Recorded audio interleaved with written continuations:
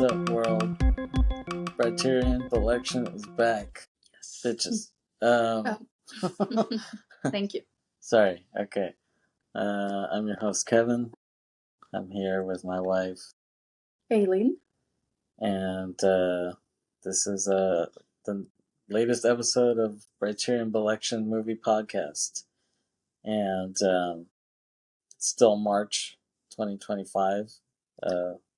We need a lot of catching up to do. So much has gotten on the way, but we're really trying to make up for it. Yeah, we're gonna try to make up for lost time.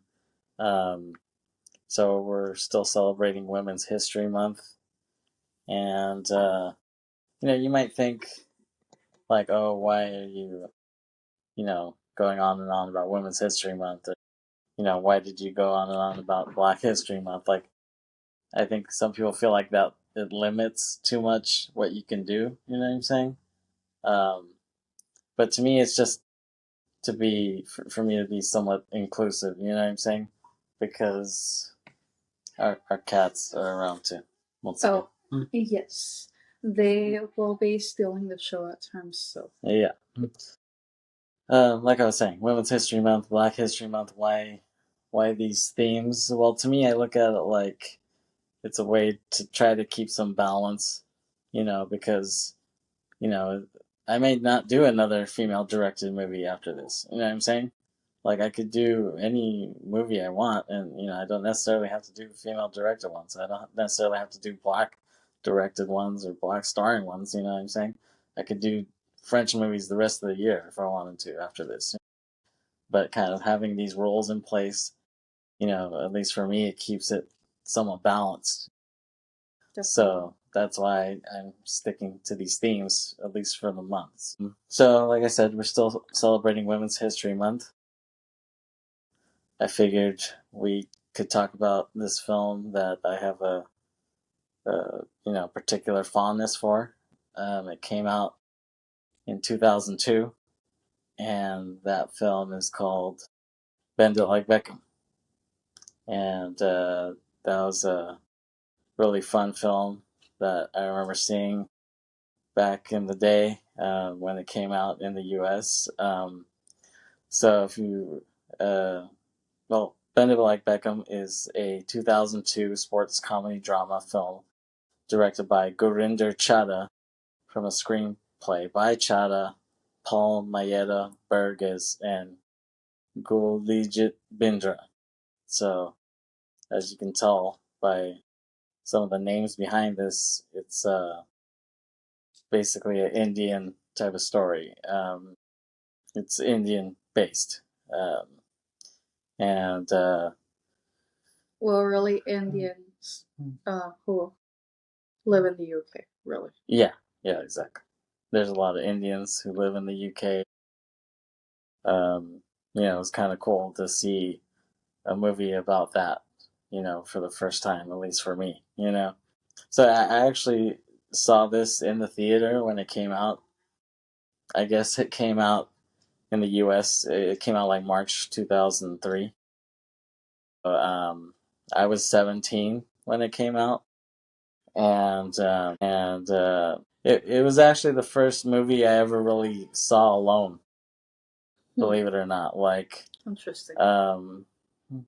I every time I went to the movies before that, I was either with my family or someone. Yeah. But by that point, I started driving. I had my own car. And when you start driving and you have your own car, that comes with a bit of freedom, and you can do your own stuff. You know what I'm saying? So that was actually like the first movie I ever saw alone.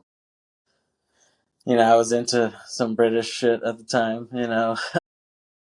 So I would I like these British comedy shows like Coupling. I really like that show. I really like Smack the Pony.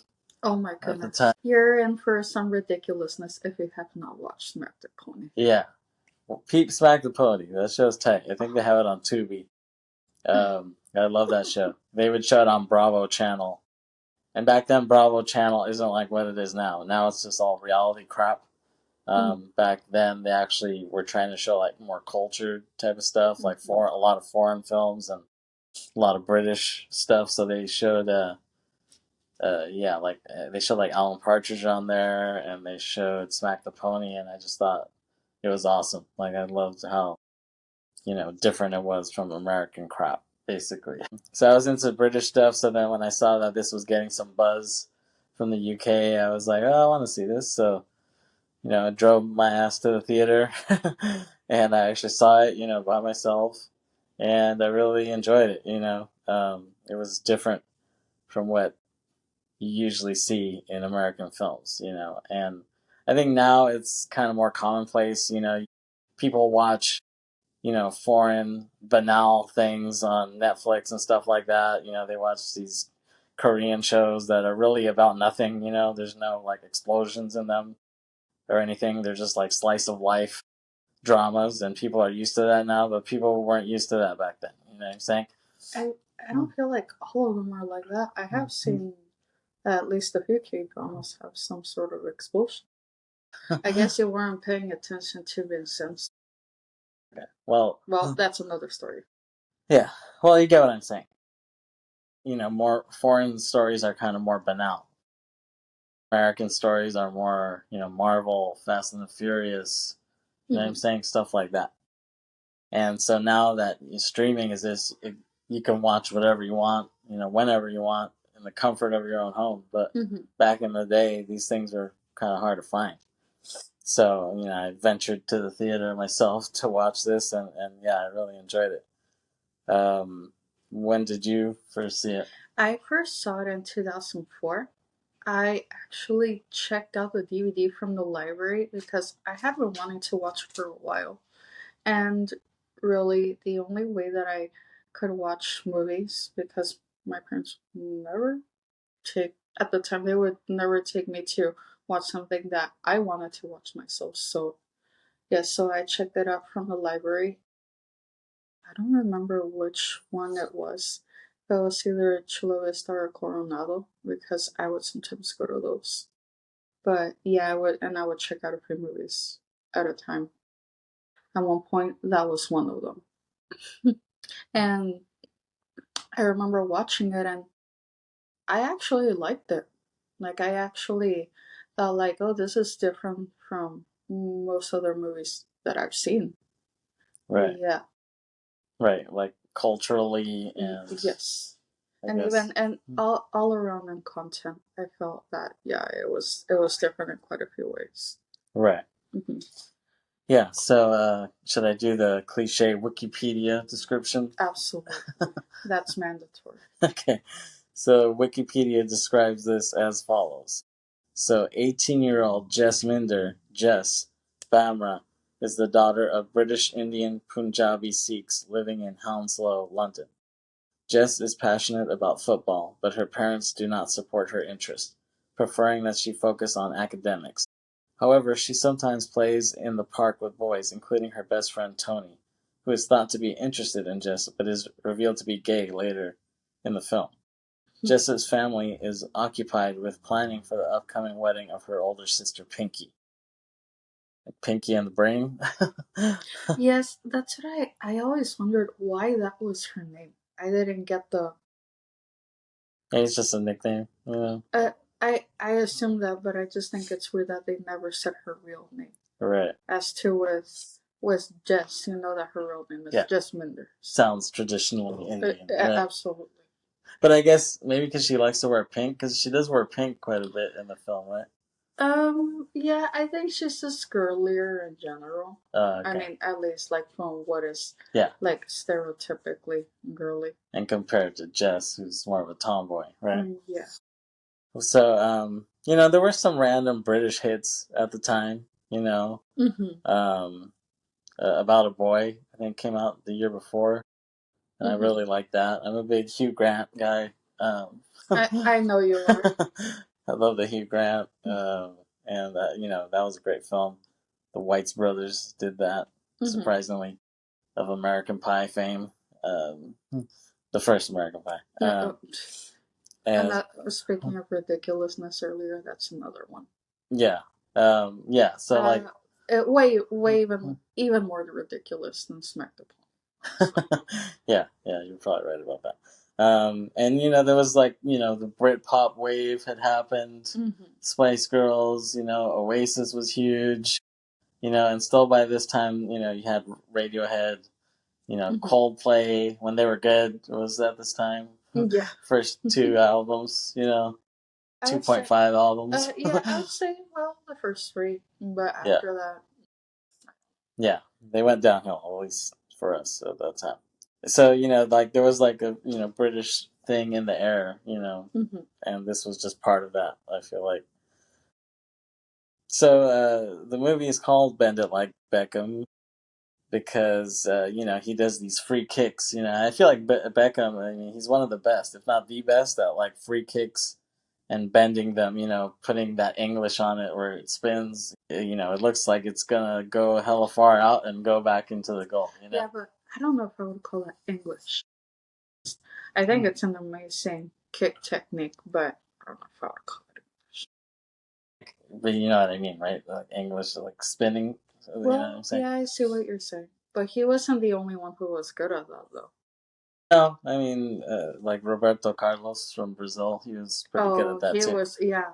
Yeah, I feel like, but I kind of feel like people forgot about him, and it's unfortunate because I thought he was really good. yeah, yeah. I mean, maybe they should have done a Brazilian remake and bend it like Roberto Carlos. That would have been interesting. Yeah. With CSS on the soundtrack. Back when they were still good. So. Wow. But yeah, I mean, if you watch like highlights of like Beckham, doing bends and stuff like that on YouTube or Oh whatever, yeah. it's awesome. I could watch that all freaking day. So that's why it's called that. I think a lot of people thought there was like a sexual angle to why it was called that. I never assumed that. That's just you being gross. No, I think they were like trying to go for this double, triple meaning to it. Oh, Um. I don't Anyways. get people. Anyways. So the movie starts out, and we see a real soccer game of Manchester United, which is where Mm-hmm. Beckham was playing at the time, and we see the commentators in the studio, commentating on the game, and then we like move over, and it's like her mom talking, like Mm-hmm. about her daughter and stuff like that, and then Yeah. we cut to her mom chewing her out for watching soccer, Oh, and yeah. in her room, and she says like, "Why do you keep watching that skinhead boy?" Pointing at Beckham. Well, I mean, we already know who she's pointing. Yeah, it's kind of funny, but yeah, we see like her room, and it's just all decked out, and you know, uh, soccer stuff. Beckham, it's like a Beckham shrine, Yeah, Um, like how she has how her room is like right below where the rooftop is, and you know how they have like the slanted roofs, and yeah, you can see that. Yeah. yeah, exactly. So, yeah, it's kind of interesting how she has, it's like, how Indians have shrines, Hinduism, it's like a Oh yeah. shrine to Beckham there. Yeah, of course. And it's interesting because for some reason, right when the movie starts out, like the lighting and cinematography of it looks like Bollywood esque to me. Yeah, Well, yeah, you can see that was definitely intentional with the theme and the cultural aspect. right. But I feel like it was kind of like only in the first couple scenes, and then it kind of tones down after that. Maybe they wanted to hook, Mm-hmm. people who are used to seeing Bollywood cinema with like the look of that at Mm-hmm. first. So we find out that her sister Pinky is about to get married, and we kind of see the Indian environment that they live in London. Mm-hmm. We see the streets, and it's just all Indian, Yeah. and just like the Y2K fashion at that Mm-hmm. time. Oh yeah, of course. Like Pinky and her friends, they look like Indian Bratz dolls. Like they're just like dressed up like It just that fashion at the time. yeah, yeah, it definitely reminds me of that Yeah, too. yeah, and then Like I feel like Bratz dolls, and then it's like, oh, who would think that there were such fashion icons? I know, right? Yeah, it's very Y2K fashion, Yeah. and then we see Keira Knightley for the first time with her mom shopping for bras. Which is a very awkward thing to do, and especially for a teenager. Yeah, for sure. And they bump into a classmate of Jesminder's and his mom, and it shows how they have to like code switch. Like, you know what I'm saying? It's like they talk to each other in English, but then they talk to the older people in Punjabi. Yeah. It's like interesting. You know, it's like being here and seeing someone in your age range, and you might talk to them in English, but then you might talk to their parents in Spanish or something like that. You know what I'm saying? It's like the same sort of thing. Like, yeah, I think I think I did that before. Like when I knew, because I had a lot of classmates that we were just used to speaking in English. Well, no, we were just used to it that way. More, I think it was more so them because I'm used to speaking either language, but some of them are like I remember having a lot of classmates be like, "Oh, I prefer speaking English. I'm just more used to it." But then if I like if I was around their parents, then of course I would speak Spanish to them. right? Yeah, they're like more cultural, right? Oh yeah. Well, Yeah. are you referring to my peers? Yeah. Yeah. That's what I'm saying. So, but it's like a similar situation. Like when you see that, it's like you can relate to that, right? Yeah, definitely. And then they see Indian dudes playing soccer in the park, and she jumps in and plays Jess, and and Keira Knightley sees this while she's jogging, and So why are we calling Jess? Why are we calling her Jesminder, but we're calling Keira Knightley Keira Knightley? Okay, what's Keira's name in this? Did you not type her name on your notes? So yeah. Jules. Her name is Jules too. That's true. Her name is Jules, just like Joel Salgood. Yeah, exactly. Which was the last episode that we talked about. The kids together. Are all right. Yeah.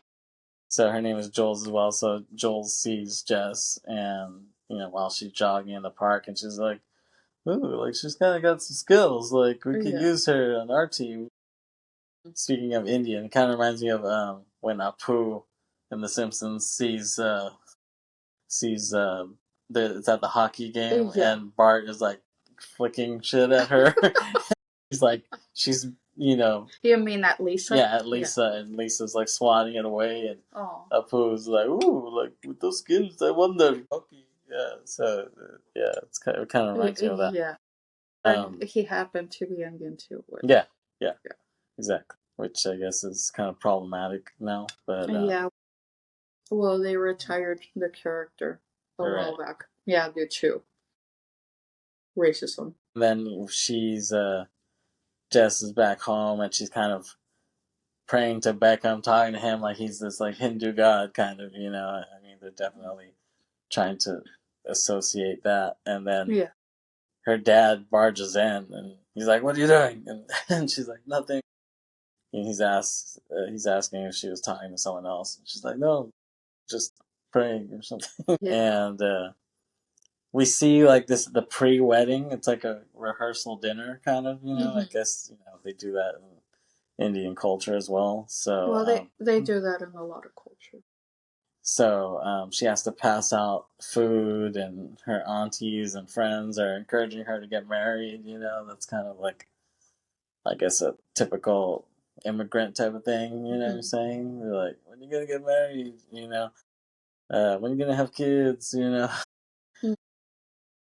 And then a phone rings, and then they all pull out their flip phone Nokias. It's funny. It's hilarious. It's interesting to see how outdated those are. Yeah. It's like at the time you would not think that at all, but now you look at it, it's like that is so old. Yeah, it's a nice snapshot of the time. So. Yeah. But that they all think their phone is ringing, so they all take out their flip phones. They're like, "Oh, it's hers. It's just one person. One of them is ringing." But it's cool to see. Yeah, they graduated from Snake Nokias to the Flip Nokias. Like seeing these like the girls talk and the guys talk in the movie. It's kind of funny because, like being from the U.S., like seeing them use like American hip hop slang is kind of funny. And I feel like it's only gotten more pervasive now. You know what I'm saying? That was kind of back then, so it's like kind of a novelty, to see that. But yeah, it's kind of funny. Yeah. And they see Keira Knightley watching on the bench, and they think it's weird. And like she's watching her play, and Keira approaches her and invites her to try out for her soccer team. Mm-hmm. And she's a little bit, weary, but she decides to go through with it. And there's a little soccer montage with the Basement Jaxx song. Oh yeah. Really like that song. Yeah. It's a awesome montage. And then we see the coach is played by Jonathan Rhys-Meyers. Let's try to remember his name. So Joe. Oh, that's true. Yeah, everyone has a damn J. Everyone's with a J in this. Oh, was that intentional, or did they just really not think about that? Their names would be starting with a J. I mean, I guess it was intentional, but then it ends up being really confusing, kind of. You know what I'm saying? So it's like J, J, J. And this is the first time I really saw Jonathan Rhys-Meyers. But he did good. I think that was also the first time I saw him in anything. Yeah. But he would go on to do Match Point, which I really love, the Woody Allen film. Yeah. And he's done other stuff too, but mainly that is what I really like about him. Yeah, we can see that he's Irish, and he's kind of skeptical of Jess, Mm-hmm. but Jules vouches for her. She's like, I've seen her play. She's got mad skills. Let her try out. And he's like, all right, fine. But like, even in that little moment, we see like there's like some chemistry between Joe and Jess. You know what I'm saying? Little longing looks, like little bits of flirtation. Yeah, of course. Even though it's kind of weird because he's her coach and stuff. but yeah, they kind of hint to that. And Jules tells Jess that women can play in the U.S. Like this was at that time, like the league. I forgot what it was called, like USWA or something like that. And that league actually folded like the next year, so it was like, kind of ironic. They were trying to sell her on this idea, and then it just closed down like the next year. Because like Mia Hamm was playing in that league, a lot of the players from that '99 U.S. women's team that made women's soccer kind of big over here.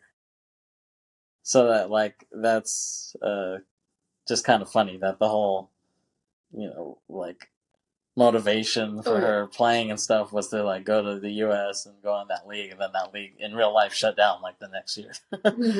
So it's just kind of ironic. But they have new leagues now. They have like a few women's leagues, and I feel like like the World Cup, Women's World Cup is pretty big nowadays. So well, still not as big as the men's one, really. Which they don't even call it men's. This is World Cup. Yeah, exactly. So like you see,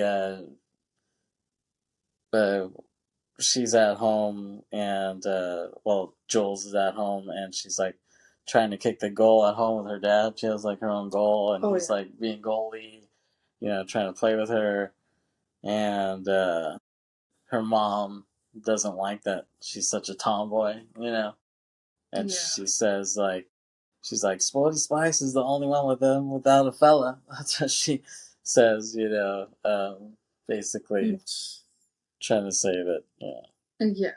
Well, that doesn't mean anything, really. Yeah. It's a nice Spice Girls reference, Yeah. I actually really like the Spice Girls, honestly. At the time, I don't know. I just thought like, oh my god. Yeah, I mean, I guess I wasn't that big of a fan at the time, but like when I listen back to their songs, they're pretty good. No, they do have some good songs. Yeah, I like to do Two Becomes One on karaoke. Oh, yeah, last weekend or 2 weekends ago. Yeah. But yeah. But when you do that, and when you sing that in front of family, I feel like they get soft. Yeah, it does get a little awkward. Family was involved. Yeah. Because yes, it was a family gathering. Yeah. So when you're singing about making love. Yeah, I would say just pick another song next time. Okay, I'll sing Say You'll Be There next time. Um, Okay. so they go to the locker rooms and we see all the girls changing. And I think one of the girls is from like All Saints or something like that. Yeah, I think so. And you can see it's very multicultural. And I mean, it seems like Jess probably isn't that used to that, really, because where she lives, it's like 100% Indian. It's like, well, I mean, it is Hmm. Hounslow, right? Yeah. So, I mean, yeah, I know it is pretty. Like, it's like that area is pretty South Asian. Yeah. Yeah. Yeah. Populated. It's a real enclave of Indians living there. And we see Jess sitting down instead of warming up, and Joe walks over to her, and she's self conscious because she has like these burns on her legs. Yeah. And he tells her, not to worry about it. She said she got those from trying to cook beans and toast, and it like fell on her, fell on her legs. And this is the first time, I don't know if I had really heard about that. Like that's what the British eat. They eat beans and toast or whatever. I mean, it's a stereotype, I think, really. Even though I think a lot of them do eat it. Yeah.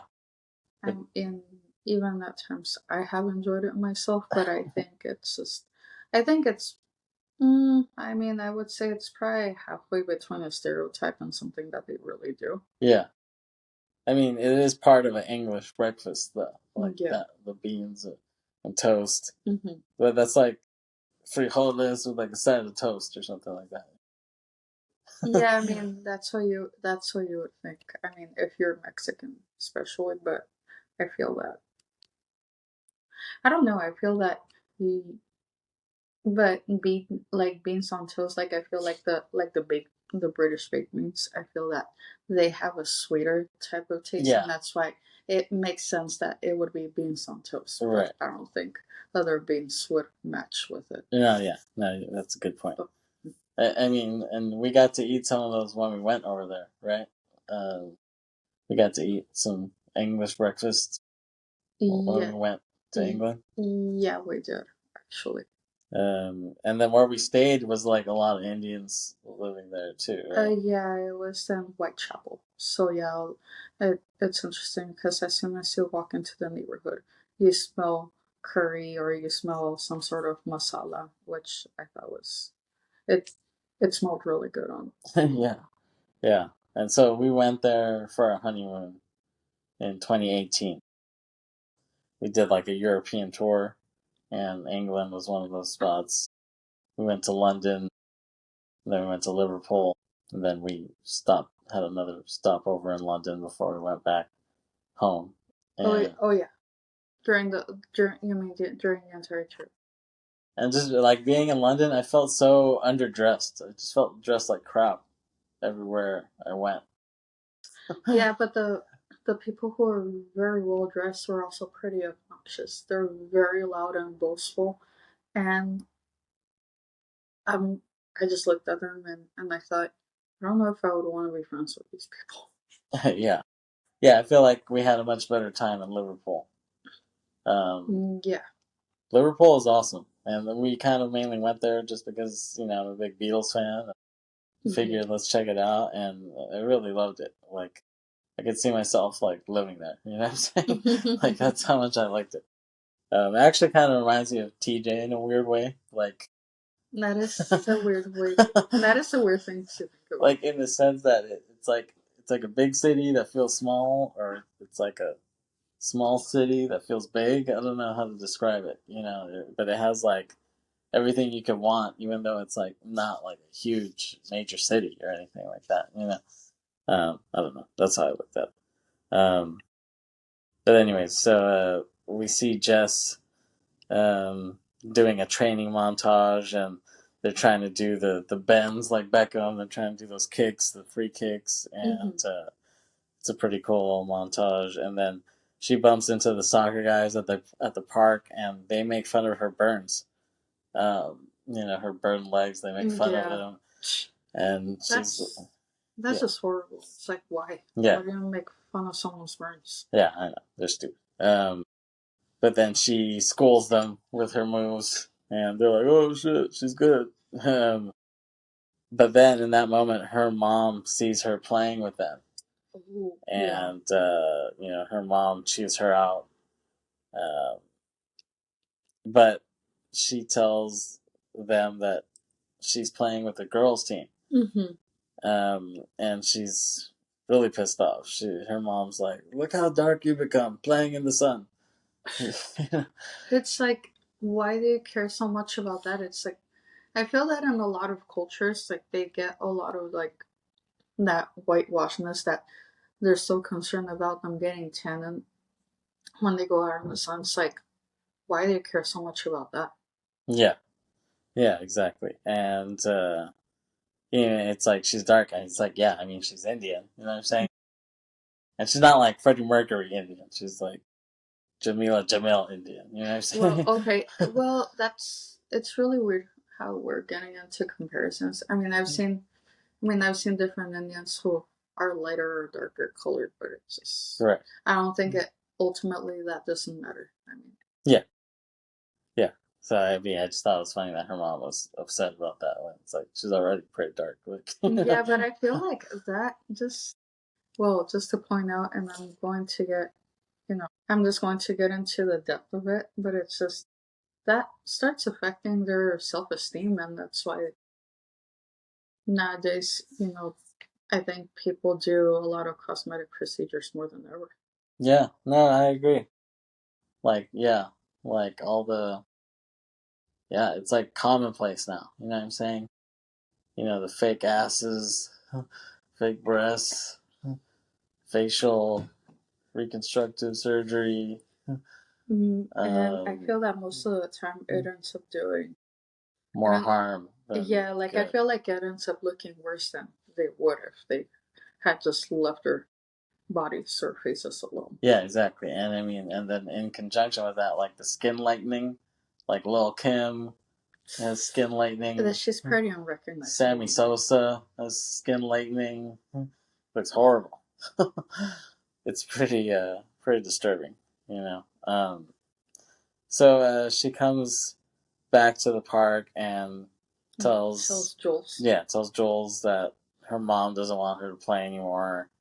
Um, but Jules tells her not to worry about her mom. Like, uh, she says she can work with her at HMV, which is a record store in England. Hmm. I don't think they ever made those in the U.S., I but don't think so. I heard they were pretty good. I think they had them in Japan too. I mean, I wouldn't be surprised. I feel that Japan had a lot of stuff like that. Yeah, and so yeah, they like it was like a Tower Records, like a British Tower Records type of Mm-hmm. thing. And so there's a little montage, and we hear "Move On Up" by Curtis Mayfield, and it's like a real inspirational song. Yeah. It was like it's at this point it's kind of cliche when they use that song. It's like your go-to uplifting, montage song, but at the time it was like maybe the first time they really used it for that, so it was like cool at the time. Mm-hmm. Um, and so they play a soccer match, and they do those cheesy little celebrations. Um, Yeah. and at the airport, we see her sister is in the car, and she's like banging some guy in the car, and Yeah, which is whoa. yeah, and it's like this other guy. It's not her husband, right? Well, or her Yeah, fiance or her because she fiance. hasn't married him yet. Yeah, it's this other guy who she works with at the airport, and the song there, it's like an Indian version of Celine Dion. Um, it's kind of fun. Well, I mean, you mean the power of love, Yeah, which, by the way, a lot of people probably don't realize that Celine Dion was not the original artist for this song, but it was actually Jennifer Rush. yeah, yeah, Yeah, exactly. But I guess Celine Dion version yeah, got bigger. yeah, it did. And the Jennifer Rush version came out in '84. There you go. Yes, The greatest year ever. yes, that's the guy who was born in that year. Yeah. So we see Jess in the locker room with the other teammates, and they ask if she's promised to someone. If she's gonna have an arranged marriage, and she's like, no. And they're like, what about your sister? And she's like, no, it's not an arranged marriage either. Yeah, which is shocking because most of the time they are arranged marriages in their culture. Yeah. And they ask her, oh, like, can you marry a white guy or something like that? And she's like, no, like, I can't marry a white, can't marry black, I can't marry a Muslim, hell no. Like that's the worst of all fellas. Yeah.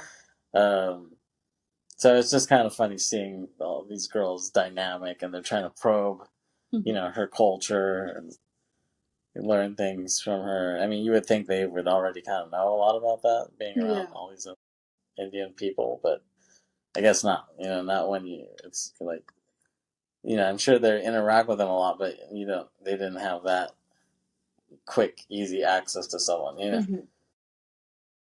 But seeing them talk remind me of this show, Ladette to Lady. I used to watch that a lot before. It was like a British reality show on like IFC or whatever. So I would watch it like in the mid 2000s. It was like they were trying to get girls who were like party girls and stuff like that. But then they were trying to like turn them into ladies. That was like the premise of the show. And it was funny actually. I thought it was a funny show. If you can find it on YouTube or something like that, try to find it because it's actually pretty funny. Um, and so her sister Pinky thinks that Jess is dating some guy because she knows that she's lying to her parents about working at HMV. She knows that that's bullshit. So she must be dating some guy, and she's just saying that as an excuse to spend time with him. Yeah, of course. And so they go shopping, and then we hear this great song by Sporty Spice, which is "I Turn to You like the flower into the sun." Yeah, it's a really good dance song. Yeah, actually. Yeah, love that song. And we see her family at home watching TV, and it's almost like they're watching like an Indian Sábado Gigante or something like that. It's like an Indian variety show or something like that. So yeah, if you're Latino and you've ever watched Sábado Gigante, you remember just every Saturday would just be like a drag of watching that show with your family. And it would just go on for hours and hours and hours. It's like, I don't understand how anyone could even sit all the way through that. Yeah, it was a long time. And she walks into the house. Jess walks into her house, and they see that she has soccer cleats. Oh. And they're like, "What the hell's that?" But she kind of just shrugs it off.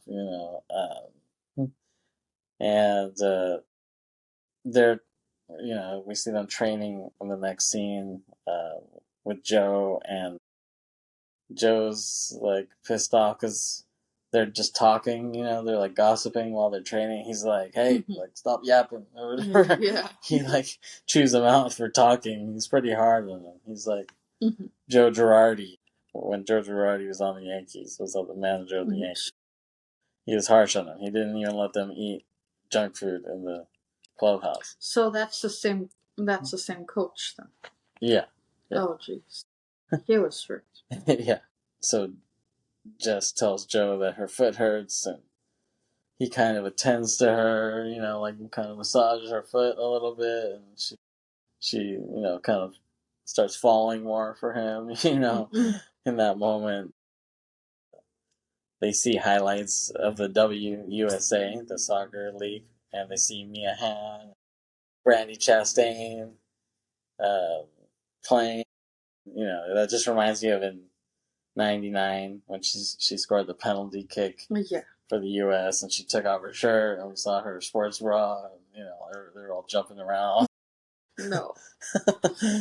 Yeah, I mean, I remember watching that when it happened. It was kind of fun. Yeah, I only watched it after the fact, and that was just Why?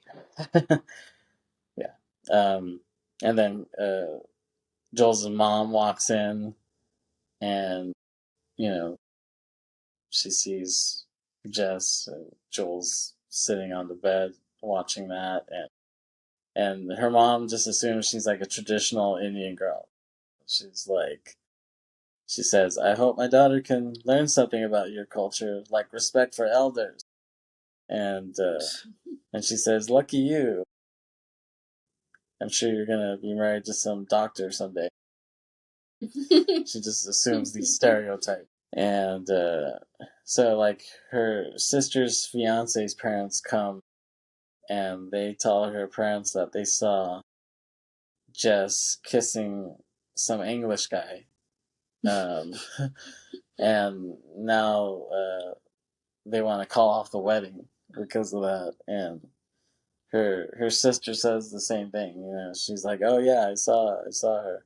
Um, yeah, I saw her kissing this guy." Yeah, but Pinky is really upset though because now she ruined everything Yeah, for her. yeah. Like she can't get married now, so she's pissed off at her. And Jess is like, getting shit from all angles at this point. And Joe comes over to their house, and they're surprised to see him. They're like, "Who the hell's this guy?" And so they serve him tea, and they tell him that Jess shouldn't be doing sports. But then he tells them that she has a lot of potential, and her dad explains how he used to play cricket in Nairobi. And yeah, a lot of Indians migrate to Africa, especially Kenya and South Africa. Which Nairobi is the capital of, no? Right, yeah, exactly. I guess the director, I think she's from there originally. Oh, okay. So that's where that came from. And so they are supposed to have a match in Germany, I guess, in Hamburg or whatever. So we see them flying over there, and we hear Blondie Atomic on the soundtrack. It's a cool little needle drop, quote unquote, as they say. And but it's cool. Like we see, this English team go there, and it's almost like when the Beatles came to Hamburg. I think they're trying to like have echoes of that, because a lot of like British bands back then would go to Germany, to like play the nightclubs over there. Yeah. And so in the game, Jess is gonna take a penalty kick, and unfortunately the goalie blocks it, and they lose the game. But her teammates support her. They still give her props, for trying, and they have her back, and then they get ready to go clubbing or something, and they're changing and putting on clubbing clothes or whatever, and then when they walk out, Joe kind of checks her out. He's like, "Ooh, nice!" Like he likes what he sees, I guess, And at the club, they play Mel C again. I Turn to You. Oh. It's a banger. You gotta get that song in whenever you have a chance. Yeah. And then Joe is like cheesily dancing with the girls there. I don't know. That was like when rave culture was really big in the early 2000s, like the late 90s, early 2000s. Rave shit was just it was really big. Yeah, everywhere. Even not that I ever raved or anything. Even I had some sort of like rave theme thing at one point. What was that? It was actually a necklace, and it was a beaded necklace. I had like a lot of little cute, like it had a lot of little cute shapes. Because of that, a lot of my classmates thought that I was into rave, but I was like, I was at the time I wasn't even old enough for that, and either I got compliments for it, but I remember this one girl who would bully me. She gave me crap for wearing that necklace, which nowadays, I mean, not that I'll ever name her, but nowadays I'm seeing the kind of life she lives in. I personally think she's a loser. There you go. Fuck that bitch. Okay, so he cheesily dances with the girls, and Jules goes outside, and she sees Jess and Joe almost kiss, and she's jealous of that because she likes Joe too.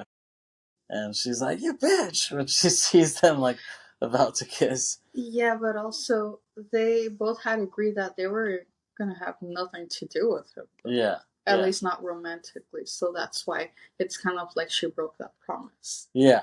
But she like liked him too, deep down. You know what I'm Yeah. saying? Oh yeah. That of Um, course. so it's just kind of awkward after that. When they get back to England, her family is waiting for her when the bus arrives, and they're pretty pissed off. They go home, and we see them cooking some roadie rolls. Those are hella good. Oh yeah, of course. Right? And Yeah. we always used to go to this place in San Francisco called Great Indian Food. That's what the restaurant was called, Great Indian Food. Yeah, literally. But it was great. It was hella good Indian food. It really did live up to its name, but unfortunately, it closed down after a while. Yeah, but it wasn't because of lack of success, right? It was just like No. they just didn't want to do it anymore or whatever. From what I know, their son was attending school in the area, so I guess to support themselves while he was studying there. They opened up the restaurant, but I don't know if they moved back. I don't know exactly what happened. Right. They did close down. Yeah, but that place was great. I love the Indian pizza. That was the shit. Mm-hmm. Yeah. I wish they brought that place back. So we see Jess talking with Joe, and she's telling him like, "Oh, like my parents are pissed off. Jules is pissed off." Yeah. She's kind of venting to him, and Joe asks her, "Whose life are you living for, Jess?" Mm-hmm. With his accent, and No. Well, yeah, yes, that. yeah, Yeah. that thick Irish accent, Yes. and she encourages him to try to talk to his dad because he explains to her like he doesn't have the best relationship with his dad, and he hasn't talked to him in a long time, so it's like he needed some healing on his side too. And Jess comes over to Joel's house. She kind of wants to, you know, see what's up with her. See if they can mend their friendship. And her mom, takes her to her room, and it's cool. Jules has these like CD case holders, like as wall decor. I think that's pretty cool. And her mom tells her that she's been down ever since they lost in Germany, but it's not the game that she's down about. It's not, and it's the whole thing with Joe. Yeah, and Jules says that she betrayed her. Um, Jules' mom goes to get tea, and as she's walking up the stairs, she hears them arguing, and she thinks that they had some sort of breakup or whatever. She thinks that they were in a relationship together, and they must have had some sort of breakup. Like, so that's what she's like, thinking in her head. And then she talks with her friend Tony, and she's kind of venting to him, and she's like, "Oh, you're such a good friend. You're such a good guy," and people speculate, like their family speculate that they're really gonna get together, like Tony and her. And Jules is like, I really love Beckham. He's great. Tony's like, oh, I really like Beckham too. Like, I really like him. I really like him. And she's like, okay. Which, yeah, we already know what he's saying. Yeah. Yeah. So he reveals that, he's gay. And she's like, but you're Indian. That's what she has. Yeah. She tells him. And he's like, yeah, I am. But still, like, it's still possible to be gay and Indian. Oh, yeah. Well, any background. Yeah, really. Yeah, exactly. And then they play more Basement Jacks, which is good, especially from that album. from that time, and just changes for the game. And the Indian guys who play in the park, they go to the game too, and they're like acting like American Pie jackass guys. You know what I'm saying? They're just sitting there rowdy. Maybe they should have did an Indian Pie. How about not? Or they act I like. think we already had with. All right, yeah. Or they act like Kumar and Harold and Kumar, basically. You know what I'm saying? They're like Oh, jeez, British that's another Kumars, level of ridiculousness. which I plan on talking about sometime. Yeah. And then I'll probably talk about it with Chris. Yeah, that seems way more fitting. You talking about it, Yeah, Chris. for sure. He's down for it. So then her dad shows up to the game, and you don't expect that. Slides in behind these other Indian dudes, and Jess scores a goal after getting an assist from Jules. Jules gives her the dime, and the team is happy, but Jules isn't. She's like pissed off, looking at her. And a girl fouls Jess and calls her Packy, which is derogatory. Oh yeah, absolutely. Um, Which doesn't even apply to her anyway. yeah, but I mean, it's like in general, they just call people who look like that. You know what I'm saying? Like, doesn't matter where you're from. Yeah, which I think is really stupid. Yeah. So she pushes that girl, and Jess gets a red card. Yeah. She gets kicked out of the game, which is bad. Red cards are not good if you're not familiar with soccer. Yeah. Well, which we assume that almost everyone should be familiar with it. Yeah. And then Joe is on the sideline. He chews her out and tells her he doesn't want to see that again. And she tells him that the girl called her a Packy, and he says, "I'm Irish. Of course I'd understand what it feels like." That's what he says. But I don't know if that's the same shit. No, it's not. He's still white. It doesn't. It doesn't work the same way. Yeah, being Irish and being Indian, I don't know if it equates necessarily. No, it definitely doesn't. But they somehow try to make it seem similar at the time. So he hugs her after that. Her dad comes out of the game and sees that, and he's kind of like, "What the hell?" He kind of seems upset by that, and the parents of her sister's fiance, Tito, I guess, comes to their house, and they say that he wants to get married again because he's been depressed, ever since they called off the wedding, and they reveal that Pinky's been depressed about that too. So they're like, okay, yeah, we'll get married now. So they decide that they are going to get married after all, and Joe wants to talk to Jules, and she says she doesn't want to talk about Germany, and she knows he's going to stop coaching after this year, which she's sad about, Yeah. And I guess an American scout will come to this final game of the season that they're going to have. There's like mounting pressure on that. And you hear some Indian music as they're like getting ready for the wedding, and it reminds you of like the Indian music in Chungking Express. So you see them like packing the drugs that they're gonna try to smuggle. Oh yeah. It reminds me of that. Jules goes to Jess's house, and she wants to bury the hatchet, and she says she came because Joe is worried about her. Yeah, and Jess tells her that the final game is the same day as her sister's wedding, so it's not going to work out, Yeah, so she thinks she just won't be able to make it. Yeah, yeah, exactly. There's some interesting cinematography in the movie. There's some interesting angles, like when you see the plane go by and it's like kind of askewed. It's kind of a cool shot. And so Jess gets a letter of acceptance to university, as they say. Not the university. No, well, yeah. Well, Because I know that over there they use university instead of college, Right. right? Yeah. Yeah. Exactly. So she gets her acceptance letter, and so her family's like, okay, great. Now time to focus on that, not soccer. Yeah.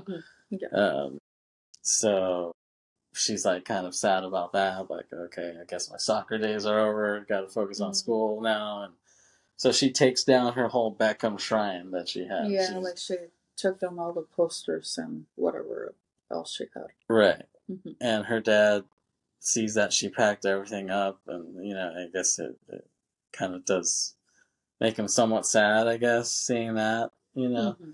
And then they start having the wedding festivities, and it's just Indian wedding, monsoon wedding type of style. And Joe goes to Jess's house and tells her dad that there's going to be a scout at the final game tomorrow. But her dad's like, you shouldn't get in the way of her future. Um, so they're at odds there, and Jules is about to be taken to the game by her parents, and her mom looks ridiculous. She looks like she's dressed for the Kentucky Derby. Oh yeah, she's definitely way all out. Like what do they call those hats? Because I know that the British are also very big on wearing like these huge hats. Yeah, I forgot what those hats are called, but yeah. Yeah, I mean, I just know that in Spain they're also used. Like I just think that's just like a European thing. Kind of. Well, they call them pamelas, so I don't know what they call them. Right. I think I knew, but I don't remember at this moment. But yeah, I just feel like she's taking it a little too seriously for a soccer game. Yeah.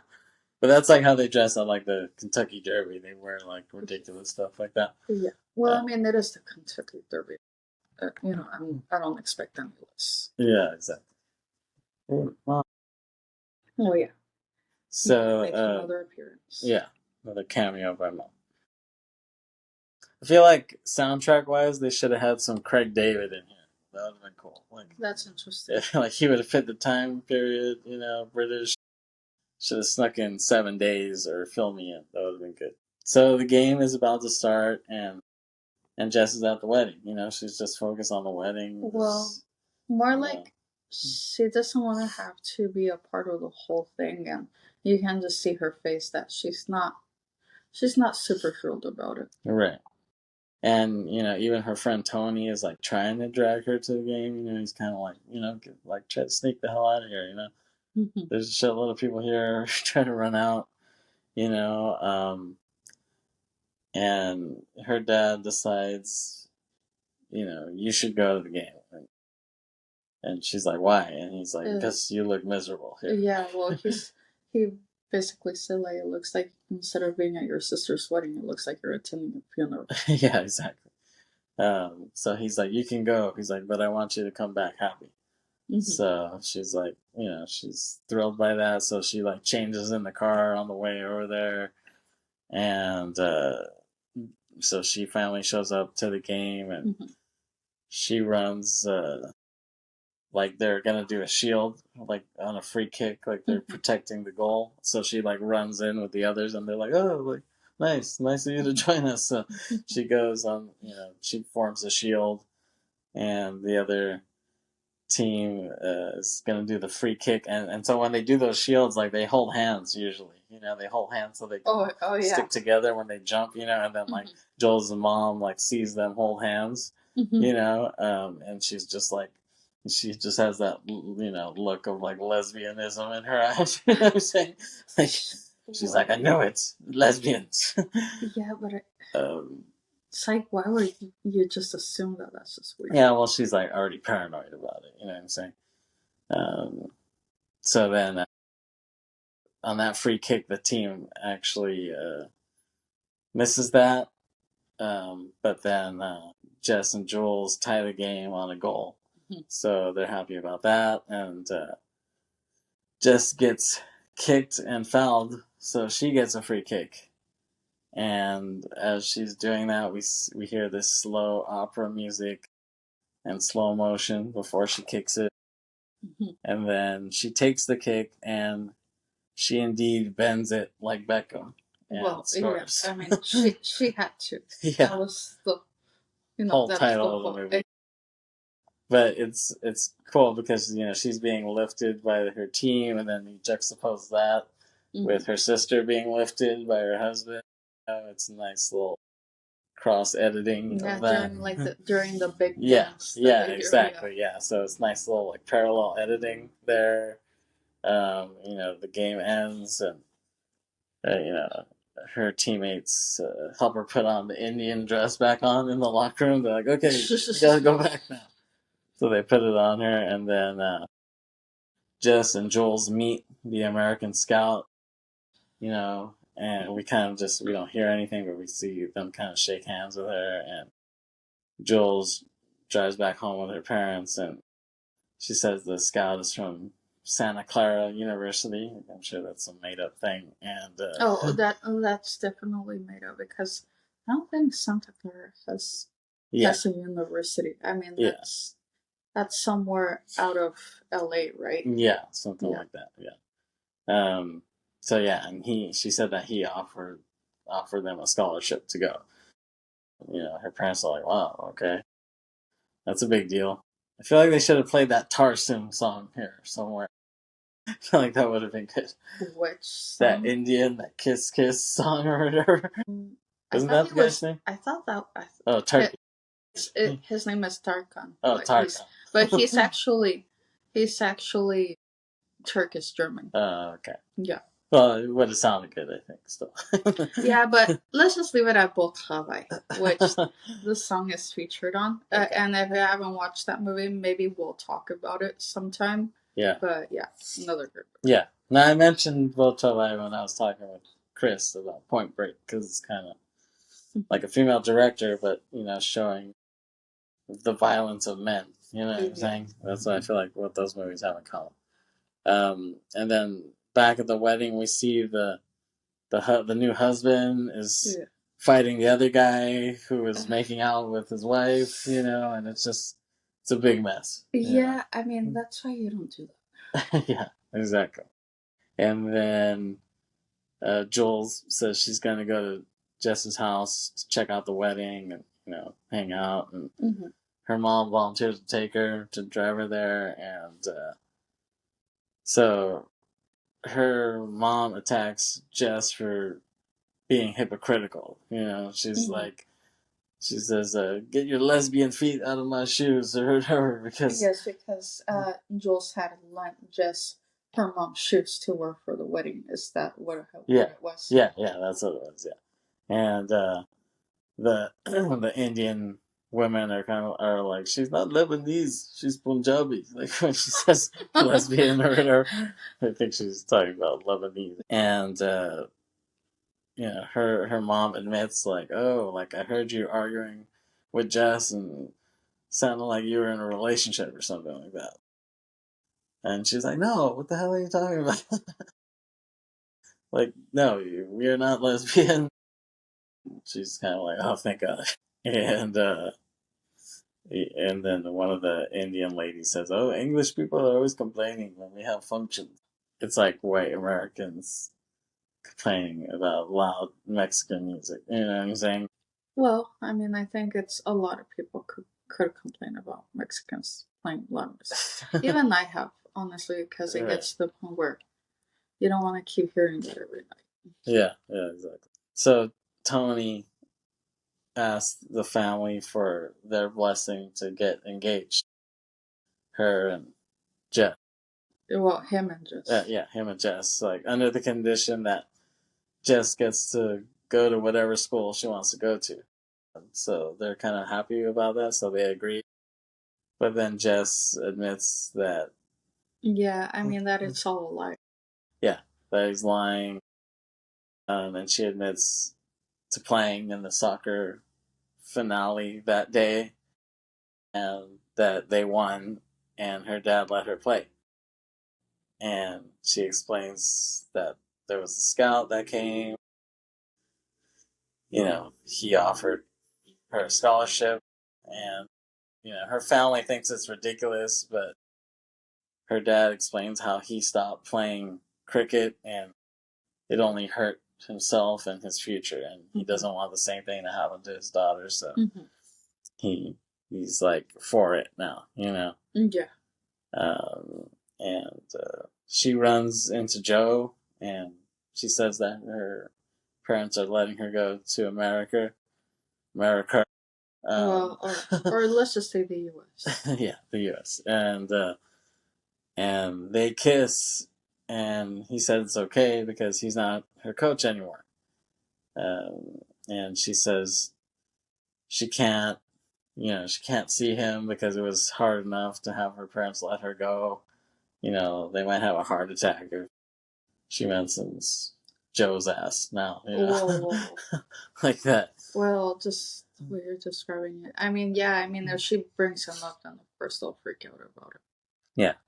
So it fades to black, and then we see the airport, and Jules and Jess are being dropped off by their parents, and Joe runs to the airport, and the parents are like, "Oh, just the coach or whatever." So they kind of don't really care about it. But then he tells Jess how he was offered to coach the men's team, but he declined to coach the girls because they might go up in rank to be a professional team because they did so well this past year.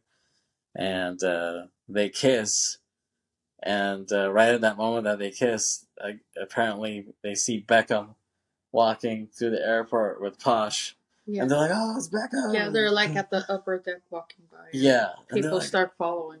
Yeah, and so they kiss right at that moment, so nobody else really sees it. And they're all pointing, they're like, and we finally get to see some Beckham, which it actually wasn't him. It actually wasn't them. I figured that they probably couldn't get them for that. Yeah, no, they I guess they agreed to do it, like they were gonna do it, but they weren't available when they ended up shooting it, or stunt doubles for that. Well, if you call them stunt doubles. Yeah. But they just call them doppelgangers. Yeah, well, there you go. And then Jules and Jess, they do a wave, and then it's a freeze frame, and then we hear Curtis Mayfield move on up again. Yeah. And then they send college sweaters to Jules' parents, and we see Jess's sister is pregnant now. We see Joe playing cricket with Jess's dad, and that's pretty much it. And then the end credits, it's like a Bollywood style, like everyone's singing. Yeah, they're like all. Yeah, they're all. Yeah, like you can see segments of some of the cast like singing this song, and it's like a mix of English and Punjabi, right? Yeah, something like it's that. like feeling hot, but it's like in Punjabi. Yeah. Exactly. Oh, yeah, that's really cheesy. And there's like some outtakes, like something like a Rush Hour has like outtakes at the end, like bloopers. Yeah, bloopers. Yeah. But I feel like you don't really see that any movies do that now, right? Like I feel like when I think about it, not really. They haven't done that in a long time, right? I mean, Rush Hour kind of made it popular again, so that's why every Rush Hour movie you saw the bloopers like that. Yeah. But outside of that, you haven't seen that in a long time. I mean, I guess it's still controversial because would bloopers have been good at the end of Step Brothers? I don't know. The movie was pretty funny without him. You know what I'm saying? Yeah, even though I like seeing bloopers because it just makes me think. It gives you that live element, that things can fuck up, and that's part of the funniness of it, So yeah, everyone's singing, and and then, well, like I said, it's funny because that league that they went to ended up shutting down like a year later. Oh yeah. So I feel bad if that was really what they were banking on with their future. Yeah. So like the film surprised critics. They praised the screenplay for its lighthearted tone and commentary on Punjabi social norms and culture. I guess it grossed $76.6 million at the box office, making it the highest grossing soccer sports film, I guess to this day. Even though I feel like Will Ferrell kicking and screaming, that's a pretty damn funny Soccer movie. Well, yeah, but with a lot of dumb crap into it. Yeah, exactly. It's hilarious. I want to talk about that sometime. Maybe with Chris. Yeah. It says to mark the 10th anniversary of North Korea's relations with the United Kingdom, an edited version of Bend It Like Beckham was broadcast on North Korean state television on the 26th of December 2010, Boxing Day, as the British call it. The British ambassador to South Korea, Martin Uden, said it was the first ever Western-made film to air on television in North Korea. That's very interesting. Yeah, I know, right? So I guess other people, this impacted other people as well, you know. Mm-hmm. And so yeah, like this is the first like kind of Indian movie really kind of to break out in the U.S., you know. Yeah. And then a few years later, like you know, well, really like yeah, like MIA kind of comes on the scene in the music world. Speaking of a movie taking a lot of place in Hounslow, and I know that that's where she lived. There you go. Yeah, so MIA comes out, you know, her first album, 05. I thought it was 04. Oh, was it 04? It was Roller? Oh, okay. Yeah, it was 04. Okay, so that was just a couple years after that, right? Because I remember it was right around the time when I was starting senior year of high school.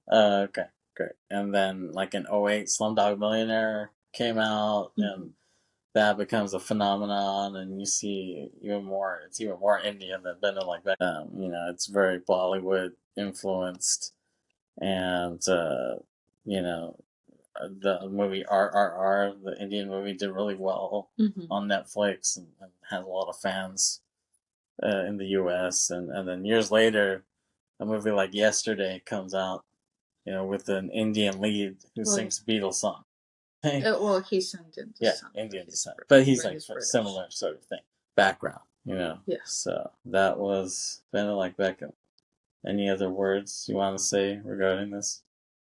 Well, yeah, I did want to mention that at the time when I first watched it, because I told you that I checked out the DVD from the library.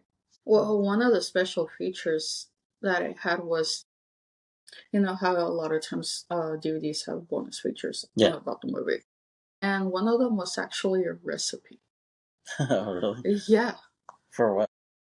Which I don't remember what it actually was, but maybe if I can find it right now. But I remember when I was watching the movie, and my aunt came over to visit when I was still living with my parents, and she saw that I was and I was watching the bonus features like with the recipe, and she thought, oh, that looks really good, and she asked me to write down the recipe for her, which I did, but I don't think she ever really made it. I think a lot of times anything looks good to her, like if it looks very appealing, she'll want to try to make it. But I think at the time she was just really busy. You know, she had a really busy schedule, so I don't know. But maybe, maybe now I can try to convince her to make some Indian food or something. Yeah, 20 years later, right? Yeah, well, 21. 21. Yeah. That's very interesting. It was actually not. Oh, I just googled it. It was actually for aloo gobi. Oh wow! So what is that? So, it's actually, it says it's a bowl comprised of potatoes and cauliflower. Huh. Sounds good. Yeah, which healthy. Yeah, which I think I've seen that they have had that on the menu at some Indian restaurants that we have been to, but sure. I don't know if I actually do remember trying it. Yeah, I don't recall having that either, unless I had it and I didn't know that's what it was called or whatever. Yeah. Well, so that's pretty much it for Bend It Like Beckham. Thanks for listening. We'll see you next time on the next Briterion Bollection. Yes. Biatches. Peace out. Thank you. Yes. All right. See you next time. Bye.